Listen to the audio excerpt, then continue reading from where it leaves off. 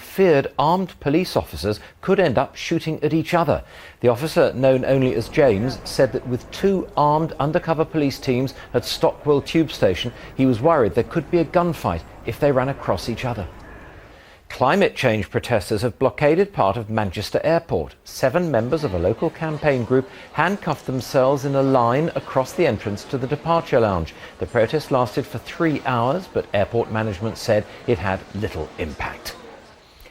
Now, you'd think most people would know what to do when a fire engine roars down the road. Don't panic, don't do anything silly like drive on the pavement, and for goodness sake, don't get in front of it.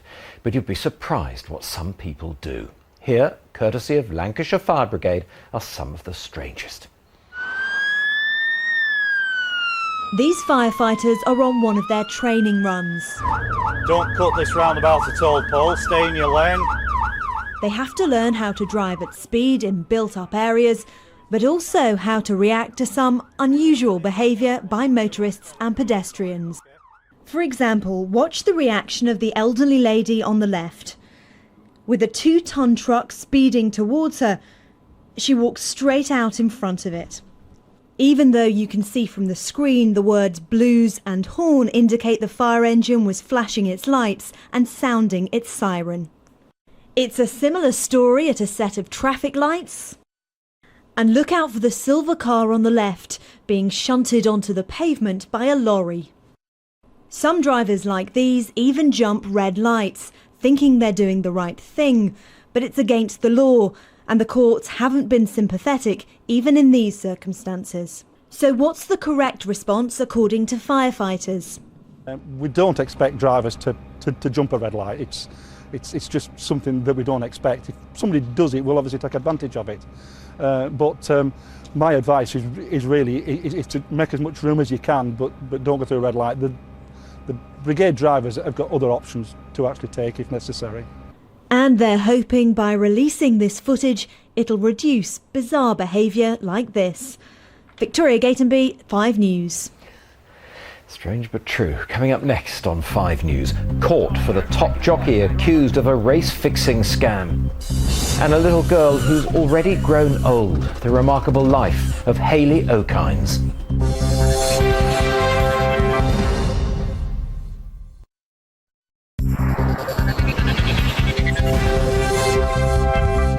This is 5 News, welcome back. He described yesterday as one of the best days of his sporting life, riding the winner in the Arc de Triomphe at Longchamp racecourse in Paris. But just 24 hours later, Kieran Fallon was back in London to face charges of deliberately losing races. He and 5 others are accused of fixing results to make money out of bookmakers. 5's Matt Barbett reports. This is the village of Lambourne. Horses are its lifeblood. There are dozens of stables around here. Hundreds of people rely on racing for their incomes, so they're all paying close attention to what's going on at the Old Bailey. Kieran Fallon arrived this morning to a multitude of cameras for the start of his long-awaited fraud trial. He is one of racing's biggest and most successful names. Kieran Fallon now on the near side on Dylan Thomas. He races 2 in front. Only yesterday, the Irishman rode the winner at Longchamp in France to take the prestigious Prix de l'Arc de Triomphe for the 2nd time. He adds that to his tally of other titles, including British champion jockey 6 times. Within 24 hours, it's from the racecourse to the courtroom, and the prosecution has begun outlining its case. It focuses on 27 races between December 2002 and August 2004. The prosecution alleges that there was a conspiracy involving Fallon and 5 others, including the large man at the back you can see here, Miles Rogers. Using internet betting exchange Betfair, the prosecution says he bet large amounts of money on a particular horse to lose, whilst knowing that the jockey was prepared to cheat by stopping his horse.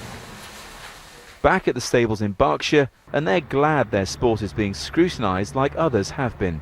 Recently we've got the case of Formula One. Formula One will continue, and I think horse racing will continue. I don't think it should be stopped by a few people being in court. I know he's our champion jockey, but he hasn't ridden in this country for 2 years, and life carries on. The trial of Kieran Fallon and 5 others is set to run until January at the Old Bailey. They all deny the charges. Matt Barbett, 5 News.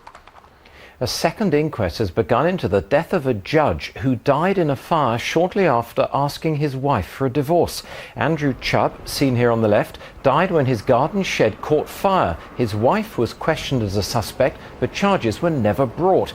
Now, after years of campaigning by the judge's former mistress, new evidence is being released. 5's Amanda Walker is at court. Amanda, what's been said today?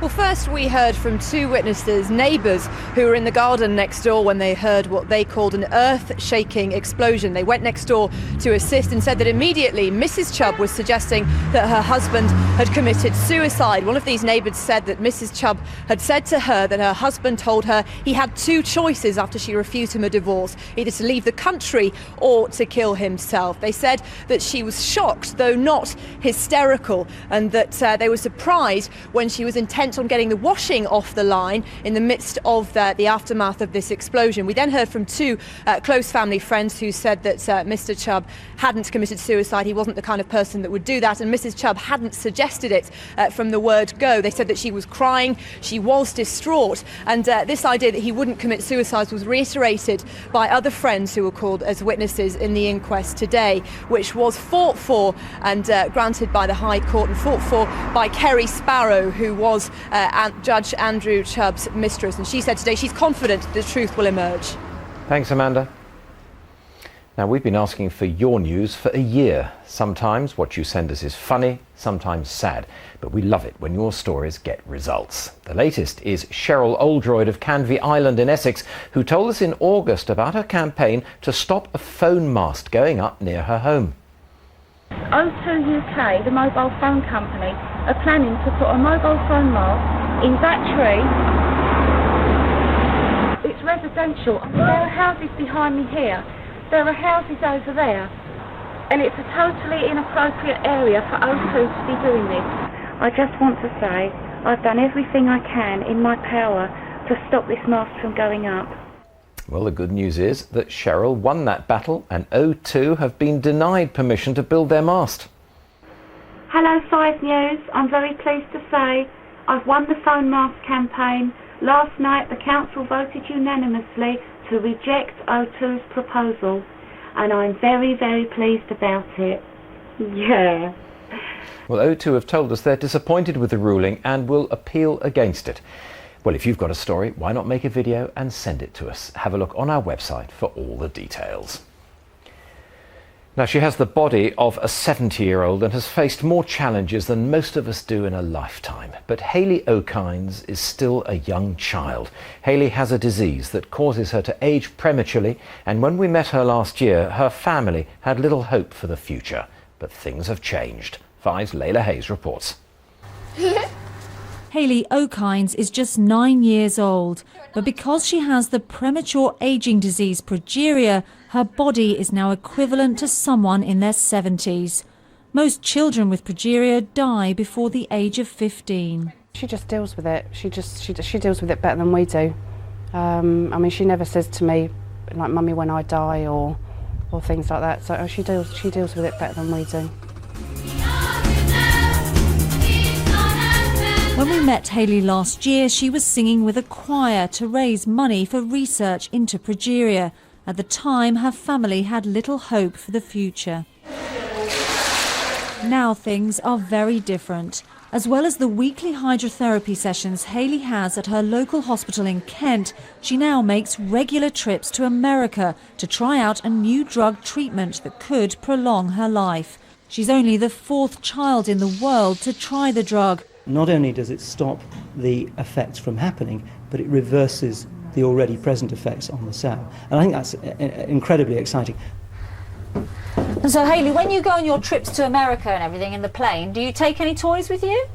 What do you take? What are your favourite toys that you take? I take my Nintendo DS and some colouring or some books to read. Back at school, Hayley is just like any other 9-year-old. She knows the new treatment may not work, but for now, Hayley O'Kines is proving an inspiration to everyone. Layla Hayes, 5 News. One brave little girl. In a moment, Lara's here with the weather. First, a reminder of tonight's main news. The jury in the inquest into the deaths of Princess Diana and Dodi Fayed has been in Paris to see the route their car took on the night that they died. Now, if you'd like to get a preview of what's coming up on 5 News each night, I'll send you a daily email. You can sign up at that address, 5.tv/news. I'll tell you some of the stories that we're covering, and I'll throw in a little bit of newsroom gossip as well. And that's the news. I'm back with more news in an hour, 7 o'clock. Do join me then. Until then, from me and the team, have a good evening. Bye-bye.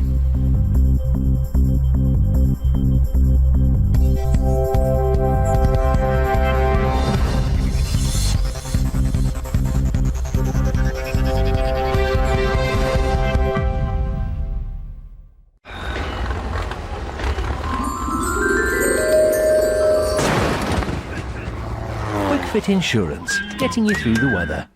Hello, there are some impressive temperatures on their way later this week, but don't get your flip-flops out yet. There's a lot of rain on its way. Clear skies for a lot of Great Britain right now. Temperatures up to about 16 degrees, some rain heading throughout Ireland, and gradually it's going to be spreading throughout all of Great Britain. By first thing tomorrow morning, things are looking pretty miserable for most of us. Temperatures down to about 8 degrees, but it's raining throughout a lot of Great Britain. Northern Ireland seeing some clear skies, but elsewhere it's not looking so good, and throughout tomorrow the wet weather is sticking around for most of us. Some clear slots emerging for parts of Wales and the west, but other than that, more heavy rain around. Temperatures up to about 17 degrees, but still with all that rain it's hardly that impressive. By Wednesday, cloud cover around for most of Great Britain, some showers affecting parts of Scotland and Ireland, but elsewhere just mostly overcast, although for southern coastlines the odd glimmer of sunshine, and temperatures getting up to about 18 degrees, which is good for this time of year. But by Thursday, more showers around for Scotland and parts of the north, again looking rather overcast for most of us. Those temperatures picking up to about 19 in parts of the south, still cooler than that in the north, but all in all temperatures are still remaining good for this time of year, even though we're not seeing a great deal of sunshine. That's it for now, bye-bye. Servicing and MOT from QuickFit, getting you through the weather.